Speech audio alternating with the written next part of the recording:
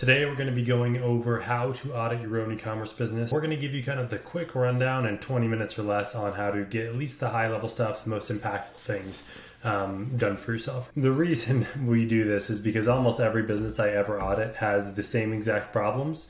And just to prove that I'm being unbiased, I have ChatGPT spitting out a random business to me that we're going to go kind of look at, and maybe they're doing a great job or maybe they're doing a terrible job. Let's find out. I know this brand. My wife drinks these sodas every once in a while. So funny enough, I think they're at least nominally successful. They have retail distribution. Let's see what their website looks like. So we're going to open it up in an incognito window so that we get the true new customer experience. I'll drink olipop.com. Yep, here we go. Okay, this is what I always start with. We're going to start with what I call the front end offer, or their pop-up, right? How are we getting users that come to the website into our own marketing ecosystem so that we can continue to market to them, communicate with them at a lower cost basis than just like pounding Mark Zuckerberg with cash, right? This is problematic, right? So right off the bat, I don't like percentage off discounts, and I'll explain why. But the real problem is it's even less effective when we have like a presumably low price product like soda, right? Like if I'm spending $20 on soda, do I really care about saving $3? Not really. No one cares about that. And so let's talk about the whole percentage off thing anyways to begin with. I've talked about kind of like where e-commerce came from in other videos, but really like this became popularized back in like the early 2000 teens with Bonobos, one of the first e-commerce 2.0 darlings. They were one of the first to really do like these big kind of promo driven pop-ups back when even like pop-ups were relatively novel. And they did like 20% off or 25% off site wide. And, you know, they were driving huge revenue numbers, burning cash, but driving big revenue numbers. And so everyone just copied them. They assumed, hey, that must be great. And I'll say that, you know, when the percentage off your first purchase was a newer thing, it worked better. But people have seen this offer about 4 million times and no one really cares anymore. And so why do I dislike these offers? For a number of reasons. Like one, again, because this offer is incredibly oversaturated. It tends to get lower than average sign-up rates, right? Like we want to get the highest sign-up rates possible. Like when I'm working with a client, I want to get their sign-up rates like well above the average that I see when I'm auditing businesses. But this will get lower than average sign-up rates because it's boring. And if we talk about like psychologically from the consumer perspective, like they're giving you something of value, their email address, which is already getting blasted with promotional stuff all the time. And so to want to give it to you, they need to want to get what you're offering. And offering them $3 off soda is just not a huge thing. You will get people that take this, right? But it's just the people that we're going to buy anyways. Because like they're like, yeah, I'm going to buy it. May as well like, you know, get my $3 off and then I can unsubscribe or whatever. But you're not going to get the most important group, which is the people that are like on the fence, right? Because we want their emails so that we can convince them to buy, right? And so that's kind of like step one. It's not that valuable to your customer. It's not that enticing for your sign-up rates. And then the real problem is that from a company's perspective, like most really well-run e-commerce businesses are going to be fortunate to throw off like 20% EBITDA a year, right? 20% of your revenue as profit. Like a lot of businesses would be super stoked to be throwing off those numbers. And yet here we are giving away 15% of our bottom line margin right off the top. On our first purchases. And like really, if this was like super impactful for getting customers to buy, then I'd say, okay, maybe that's a worthy trade-off, but it's not that impactful. And so really we're giving away like a huge chunk of our actual net profit to confer very little value to our customers and to get crappy sign-up rates. So I just don't like this offer, right? I have a resource with a bunch of better front-end offers that I can link and you can go over. But really, you just want to create a front-end offer that actually excites people and gets them wanting to sign up for your list and wanting to buy. Ideally, the front-end offer can also protect your bottom line margin and can help foster a higher than normal average order value, right? So like all these problems are engineering problems that they can be engineered to accomplish the goal, right? So like if my average order value on this website is like $30, then I want to set a front-end offer that's trying to push that average order value up, conferring more value to the customer and not giving away a bunch of bottom line profit right off the bat, right? So anyways, that is number one. Let's just enter an email here to see if anything special happens here. Okay, problem number two. I've already got my 15% off and now they're asking me for my SMS sign up with no extra convert value here. So like who's going to give this to people? I would imagine their SMS sign up rate is abysmal. I'd say that like a really good SMS sign up rate would be like 60 to 70% of people that sign up for email. Attainable is 50%. I would guess this is less than 1 in 5 are giving them the phone number, because again, like I can just click here and get my 15% off. I'm not getting anything extra.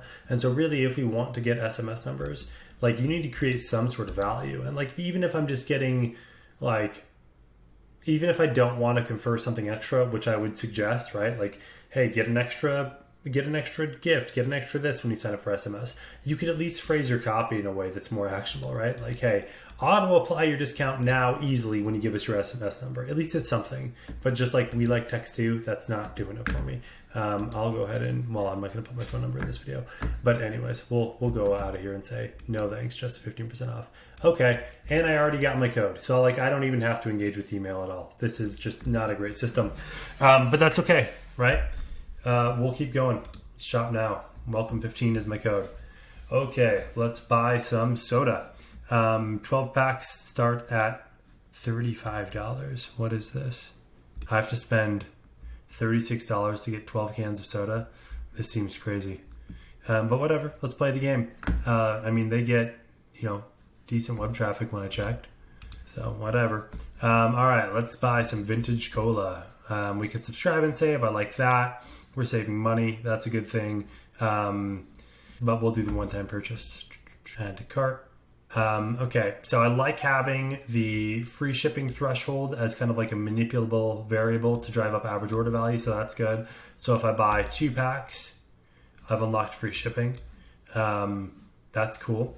And then I have these order bumps here in the cart. I have the subscribe and save offer here. That's good. So a couple things I like. The free shipping thing to manipulate average order value is great, right? Because if someone's willing to spend $36 on 12 cans of soda, which seems kind of crazy, but if they're willing to do that, then charging them an extra $3.99, which was advertised in the header, for shipping is probably not really going to make them not want to buy it, right? So whatever, we'll unlock that free shipping. We have the subscribe and save kind of reinforced here. I think that highlighting your savings would be better in the cart, but at least we have the percentage saved here. But if we were like, hey, you're spending $70, you could save whatever that is, $12 today or something. That'd be great to call out. And then we have these order bumps. These are good. Everyone should be doing all these things, right? Everyone should use shipping as a variable to push average order value higher than what it currently is and charge people for below that threshold because they'll pay it, right? The way people think about free shipping is like free shipping is basically gone from most websites unless you're on Amazon. You have to do something to earn it. And really, people think of it in terms of how much it is relative to what they're spending, right? So if I'm spending $10 and shipping is $1, it's not going to affect conversion rate. If I'm spending $20 and shipping is $2 or maybe $3, it's probably not going to affect conversion rate, right? So just think of it like this. It's just a way to like kind of push your average order value up slightly by harvesting some more shipping revenue for people under that free shipping threshold.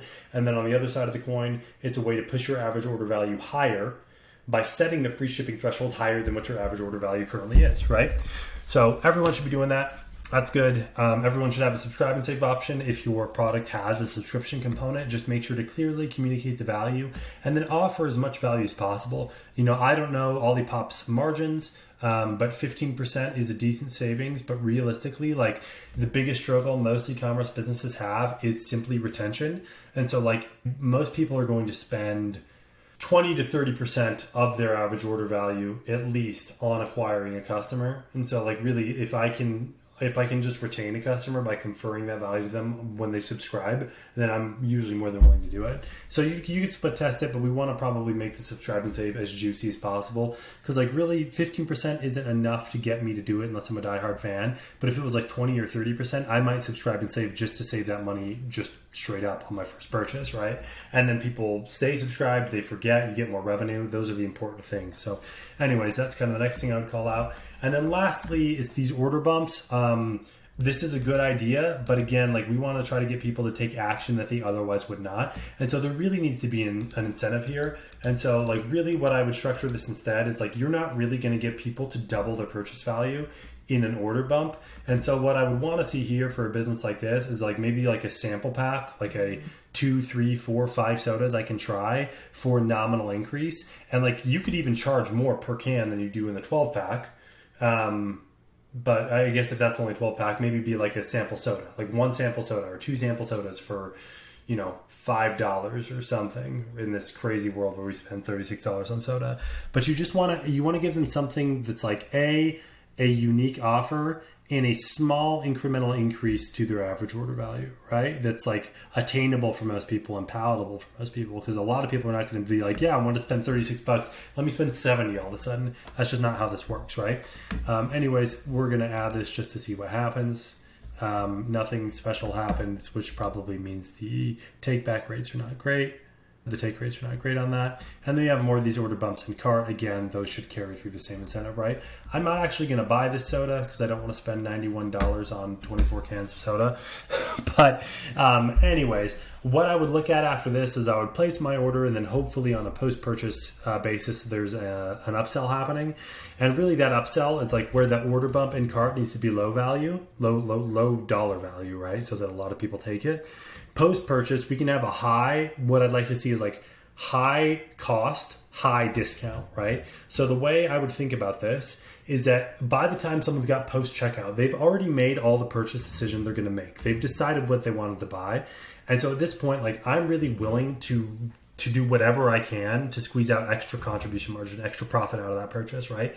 And so like if my margins in the sodas are good, if I have to offer someone 50% off to get them to give me more profitable dollars, I'm going to do it because I've already liquidated all my associated costs with that order, right? Like I've already liquidated all my advertising costs, all my operating costs, getting them to the website, getting them to purchase, all of my fulfillment costs. And so at this point, like my job is just to get as much profit as possible. And because that discount is gated behind a purchase, it's not really prone to abuse. They have to buy something at normal value to be able to unlock that upsell. And so like it's really just the safest place to do that and to squeeze out incremental profit. And I'll make an example like this, right? If you were to say, hey, buy an extra 12-pack of soda for 90% off, what do you think your take rate would be? It would be insane. It'd be almost everybody, right? And now we can't necessarily do 90% off, but somewhere between 90% off and nothing off is a sweet spot, and that's what we want to A/B split test and find. There's plenty of apps that'll allow you to do this. But again, I hope you're seeing the theme, right? We want to engineer the front-end offer to be as enticing as possible to get the highest sign-up rates as possible to help push average order value up and protect our margin. We want to use free shipping as a variable to manipulate average order value. We want to use order bumps to get people to add a little bit extra to the cart. And then we want to use post-purchase upsell to get people to add a lot extra to their cart. And those are the main things you're going to do on your front end to help maximize your average order value, right? That's kind of like the beginning of the audit. Typically next, I would look at the sign-up rates of the pop-up. I'd look at the engagement through the front-end automations, like how that front-end offer is affecting purchases through your welcome series, automated emails, your abandonment series, automated emails, things like that. But I think for today, we've hit 13 minutes, and that is enough to get the ball rolling or get some gears turning for you guys. So again, let me know if you have any questions. If you want to explore an audit with us, you can reach out. No pressure. Always happy to help you guys. And yeah, hopefully that's useful.